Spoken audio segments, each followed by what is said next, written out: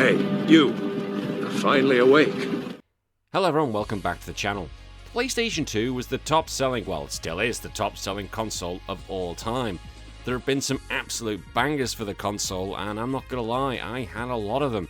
But there were some games that made the PlayStation 2 sweat, yet it pushes to its absolute limit and you wonder if it was going to crumple inside. So today I'm going to be looking at those games which I think push the PlayStation 2 to its limit. As always, this is not the definitive list, but if there are ones I've not talked about, put them in the comments below, and if I have mentioned one of the ones you think, also let me know why you like that game so much. If you think I deserve it, please hit that like, as that is what turns this channel from a little hobby of mine into hopefully a full-time career. You can also subscribe and hit the notification bell to be told when new videos are coming out. We've also got the weekly podcast, and we've also got a free Discord where you can come over and join the Smut Squad, and the link is in the description below. Right, let's get into it, shall we? The games that push the PlayStation 2 to its limit. Black. Developed by Criterion Games, the masters behind the Burnout series, Black was like a middle finger to the burgeoning next-generation era of the Xbox 360 and the PS3. Criterion looked at the aging PlayStation 2 and decided to squeeze every last drop of blood out of its processor. The result was a game that looked, sounded, and felt like it shouldn't be physically possible on hardware from the year 2000. It was famously marketed as gun corn, prioritising the aesthetic of destruction over anything else. And if you think I said corn because it's AI, no, because if I say the P word, pretty sure YouTube are going to try and demonetise this video, even though I could probably swear later on it's not a problem, so nah. You play as Sergeant Jack Keller, a Black Ops agent being interrogated about a shadowy terrorist group. The story is told through high-budget live-action cutscenes that serve as a breather between the absolute chaos of the missions. It's a first-person shooter that ignores stealth entirely. Your job is to enter a room and turn every piece of cover, every window, and every enemy into dust. It uses a heavy modified version of the Burnout engine to create cinematic effects that mimic Hollywood action movies. Think The Matrix or Heat. Black is a masterpiece of receiving feedback.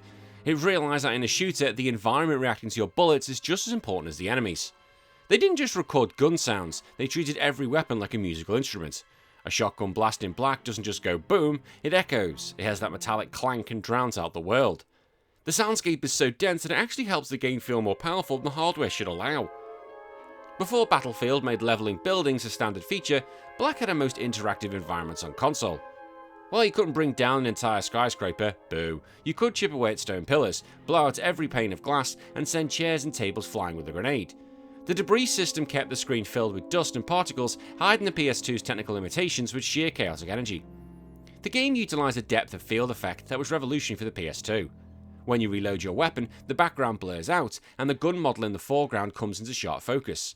This didn't just look cool, it kept the player focused on the gun corn while masking low-resolution textures in the distance. I'm not changing it now, we're going with gun corn, okay? That sounds like a more player-friendly advert, shall we say. Gun corn! When things explode in Black, they don't just disappear. There are sparks, thick black smoke, and orange embers that linger. The sheer amount of alpha effects, the smoke and fire, on the screen at once would usually cause the PS2 to crawl to a halt. But the developer's optimization was so tight, the game rarely dropped frames during the biggest firefights.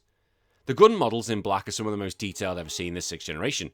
They were built with massive amounts of polygons compared to the environments, ensuring that the thing you're looking at 90% of the time, your penis, I mean your weapon, looks like a next-gen asset. The game didn't have a jump button or a crouch to heal mechanic, it was old school. You had to find health packs and manage your ammo.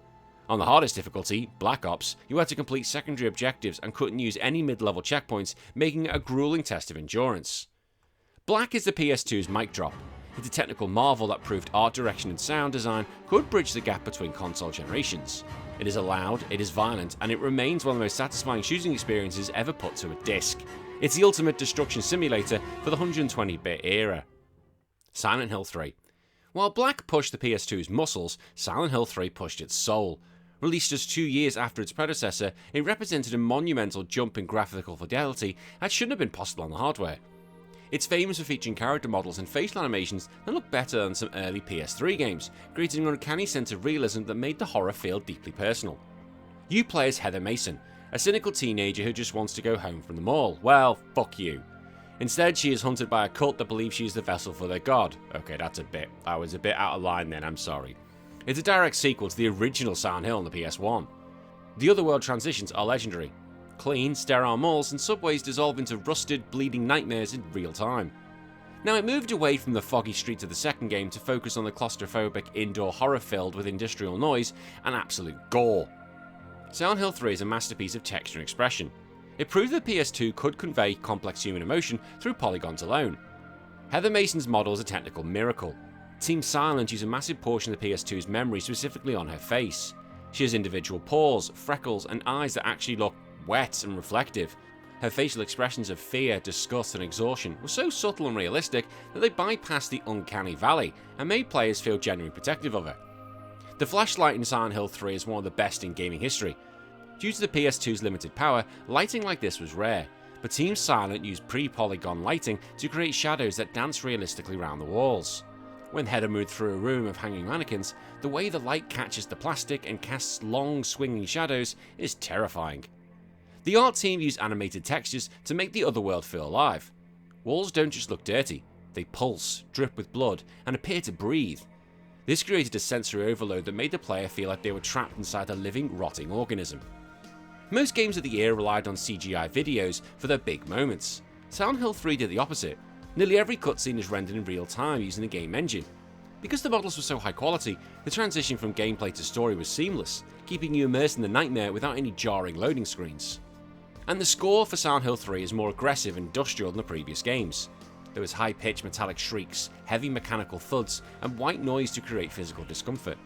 The sound doesn't set the mood, it actively stresses the player out, mimicking Heather's own panic. Underneath the monsters, Silent Hill 3 is a deeply unsettling exploration of womanhood, bodily autonomy, and the loss of innocence. The monsters are designed with disturbing biological undertones that reflect Heather's specific fears, making the horror feel psychological rather than scary for the sake of it. Silent Hill 3 is a bloody and emotional powerhouse.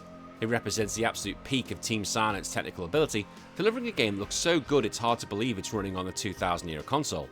It's a dark, beautiful, and deeply personal horror story that remains the high watermark for the series' presentation. Tekken 5. By 2005, the industry was already looking towards a PS3 and Xbox 360. Namco, however, decided to give the PS2 the ultimate farewell gift, Tekken 5. Now, Tekken 5 didn't just push the console, it mastered it. It corrected the experimental misses of Tekken 4, brought back the lightning-fast speed of the arcade, and somehow included more content than any other fighting game of the era. It's arguably the most complete fighting game package ever released on a single disc. Following the massive explosion of Honmaru, the world believes Heihachi Mishima is dead. A mysterious figure takes over the Mishima Zaibatsu and announces the King of Iron Fist Tournament 5. The roster is massive, with 32 characters, featuring a return of many legends like Wang and Beck, and the debut staples of Asuka Kazama.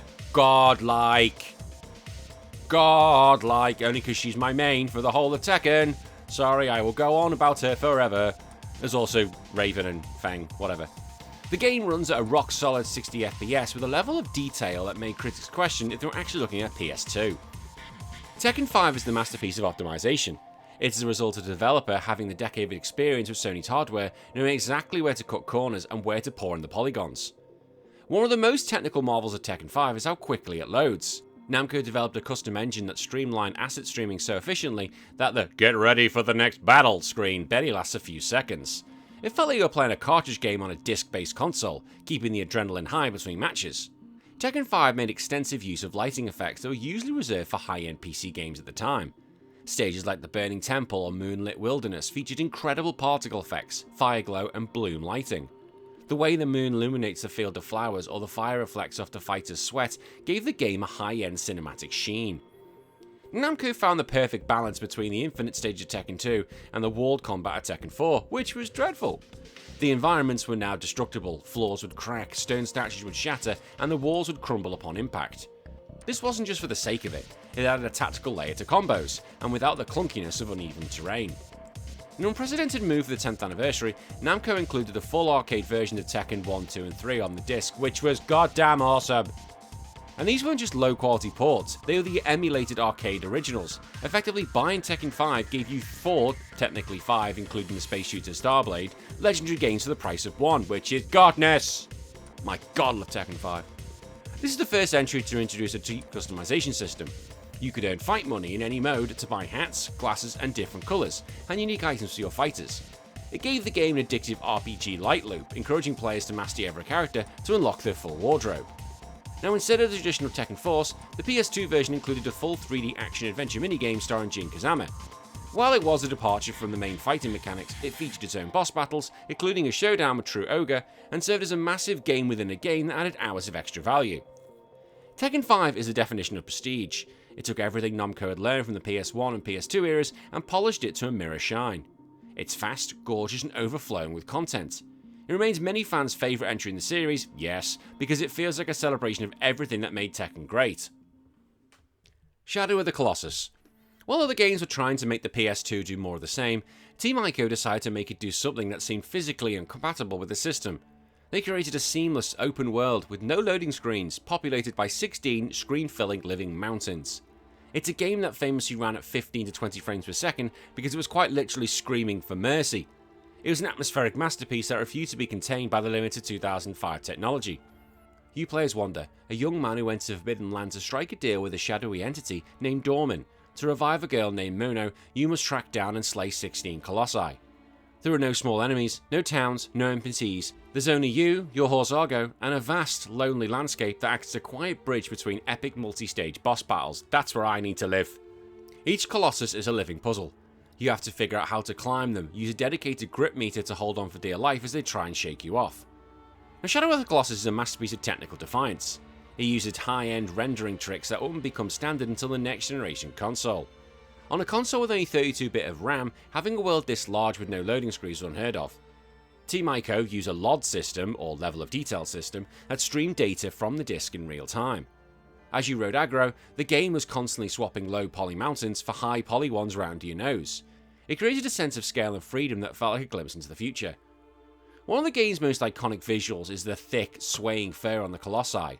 Since the PS2 didn't support modern shaders, the devs used the shell layering technique, essentially stacking multiple transparent layers of textures on top of each other. It was an incredibly heavy technique that ate up the processing power, but it made the monsters feel tactile and alive. Now, before HDR was a marketing buzzword, Shadow of the Colossus simulated it. The game used a high dynamic range bloom effect to make the sun feel blinding when you emerge from a dark cave. This overexposure masked the PS2's lower resolution textures and gave the Forbidden Lands a dreamy and ancient quality. The way Wanda interacts with the Colossi is a physics marvel. His hands and feet realistically lock onto the shifting terrain of the monster's body. If a Colossus tilts, Wanda's weight shifts. If it shakes, he flails. The physical weight made the struggle feel real. You weren't just platforming, you were wrestling with a god. The camera in Shadows of the Colossus doesn't behave like a normal game camera. It's cinematic, often lagging behind Wanda or shaking behind every thundering footstep of a Colossus. It was designed to make you feel small.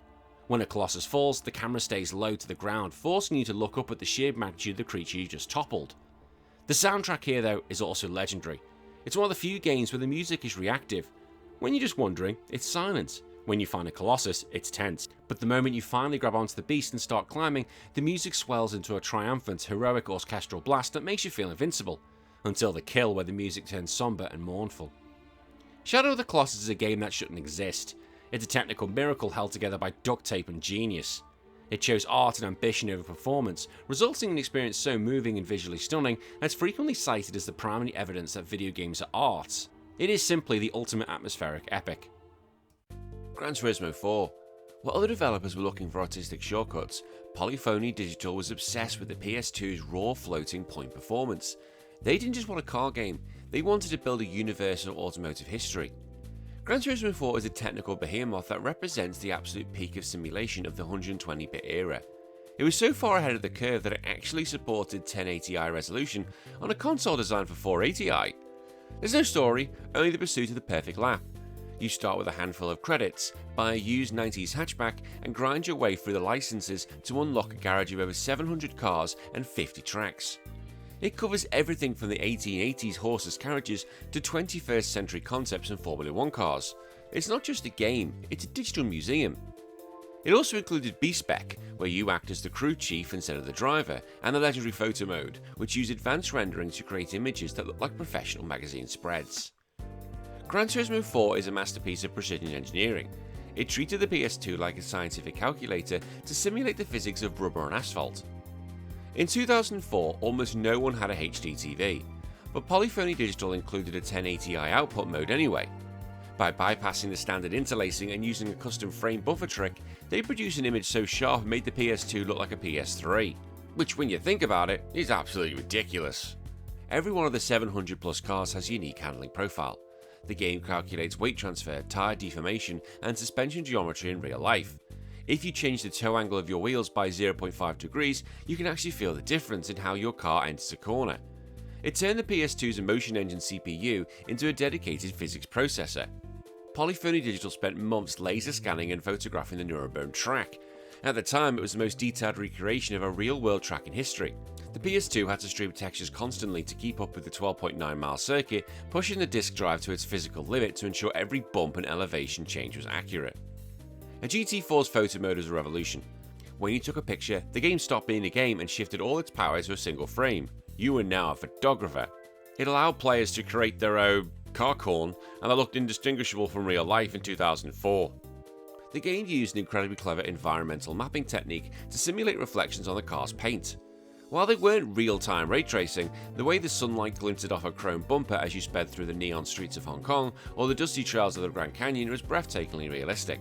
Recognizing that the 24-hour endurance races are, well, 24 hours long, the developers added B-Spec mode. You can give orders to an AI driver, telling them when to push, when to pit, and when to overtake.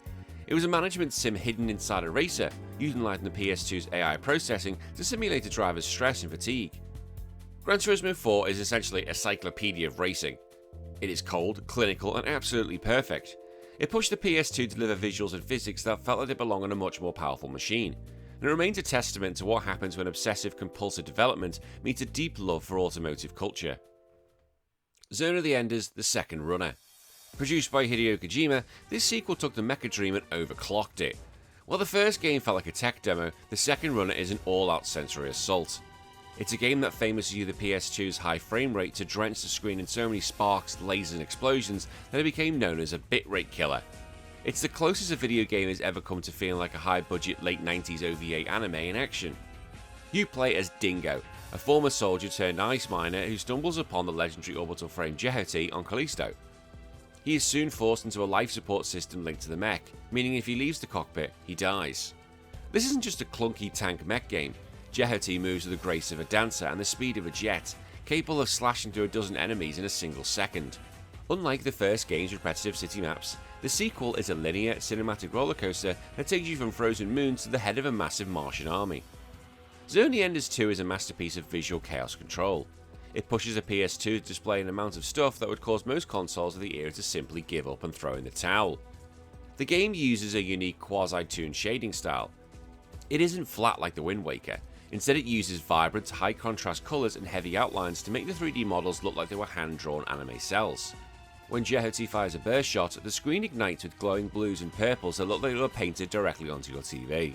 The PS2 is a beast at filling the screen with semi-transparent effects, and Zone of the Enders 2 abuses power. Every sword clash emits thousands of sparks, every laser leaves a lingering trail of light, and during the biggest fights the screen is so full of debris and energy that you can barely see the background, yet the game maintains its breakneck pace. And there's one battle in the game which can be seen as one of the most famous technical achievements on the PS2. You're dropped into a canyon to face over 1,000 enemy units simultaneously. While many of them are simplified sprites in the distance, the sheer scale of the conflict with allies and enemies flying everywhere and lasers crisscrossing the sky is a masterclass in making the console feel indefinitely more powerful than it actually is. The game fixed the original's clunky weapon system by adding the power wheel which slows down time. Weapons like the Gauntlet, which launches enemies into the walls, or the Vector Cannon, a screen-clearing super laser that requires a stationary lockdown animation, made you feel like an actual god of war. And the mechanical design here is perfect. From the Egyptian-inspired Anubis to the transforming Vic Viper, every machine has a distinct silhouette and personality. They don't just look like robots, they look like mechanical deities. The game blends 2D anime cutscenes with in-engine 3D cinematics perfectly. The transition from a hand-drawn pilot's face to a 3D action of the cockpit is so smooth that it blurs the lines between playing a game and watching a movie. Zone of the Enders: The Second Runner is the ultimate power fantasy. It's a game of highs, high speed, high stakes, and high fidelity effects. It took the PS2 to its limit, not by building a big world, but by filling a small space with the most intense, beautiful carnage imaginable. It's the gold standard for mecha action. And finally, Final Fantasy XII. Coming out at the very end of the PS2's life cycle, Final Fantasy XII didn't just push the hardware, it basically performed an autopsy on it while still alive. Ugh. It abandoned the safe room-to-room structure of previous games for a sprawling, seamless world of deserts, sky cities, and massive jungles. It's a game of staggering architectural detail and systemic complexity that feels more like a 2010s open world title trapped in a 2000s box. Set in the world of Ivalice, same setting as Final Fantasy Tactics, the story follows a ragtag group of rebels, including the sky pirate Balthea and the fallen Princess Ashe, caught in a massive political war between two empires. We replace random encounters with the active dimension battle system. Enemies appear directly on the map and you fight them where they stand. Since combat is real time, you use visual programming language to set IA instructions, so for example, if your ally's HP went below 50%, one character would cast Cure. Final Fantasy XII is a masterpiece of seamless simulation. It was the first time a single-player RPG felt like a living, breathing ecosystem. Before Final Fantasy XII, every Final Fantasy fight involved the screen swirling and loading into a separate arena. FF12 did away with that entirely. Seeing a massive dinosaur in the distance, walking up to it and going, "I want to fight you, you fucker," without a single loading screen was a revolutionary way of using the PS2's memory management. It made the world feel like cohesive and dangerous in a way no RPG had before. To get Ivalice looking so crisp, the developers used low polygon models with incredibly high quality textures. They focused on baked lighting and intricate architectural designs inspired by the Mediterranean and Turkey. The result is a game that, in motion, looks far more detailed than it actually is. The sheer scale of some of the cities remained impressive even by modern standards. The game pushed the PS2 so hard that the hardware literally couldn't handle too many big spills at once. This led to a spell queue where high-level magic had to wait in line to resolve. While this sounded like a flaw, it actually added a strange tactical layer to the original PS2 version, so you had to time your flare spells so they wouldn't get blocked by the enemy's healing animation. There was also the Hunt board, which was borrowed from the MMO designs, and it featured a massive side quest system where you track down elite marks. They weren't just colour swapped enemies, they were unique bosses with complex AI patterns in the furthest corners of the map. It turned exploration to high stakes safari and gave players to master the deepest parts of the combat system, and for some bosses, you're going to be there for about 20 hours. Not that long, but you know what I mean. The writing in Final Fantasy XII is also sophisticated and adult. Ditching the teen romance tropes of the previous games, it delivered a script filled with political intrigue, betrayal, and highbrow dialogue. It felt like a man playing a classic war epic, anchored by Balthea, who famously refers to himself as the leading man, and remains one of the most charismatic characters in the series' history. Character progression was also handled through a massive grid of licenses. You couldn't just pick up a sword, you had to earn the right to use it. This gave the player control to take over their character builds. You could turn the street urchin Vaughn, one of the worst heroes in Final Fantasy, into a heavy armoured tank or a fragile black mage. It was completely up to you. Final Fantasy XII is a visionary game that was arguably too ahead of its time. It took the PS2 to its absolute limit to deliver a massive experience that didn't compromise on world building or complexity. It's the bridge between the old school JRPG and the modern open world, wrapped in a beautiful desert-themed bow. And that's it, games that push the PS2 to its absolute limit. What do you think of this list? Did you play any of these? Are the ones I missed? If so, put them in the comments below. And as I said at the beginning, if you did like this, please give it a like, that's all I ask. But until then, my name's been Danny, take care of yourself, bye bye.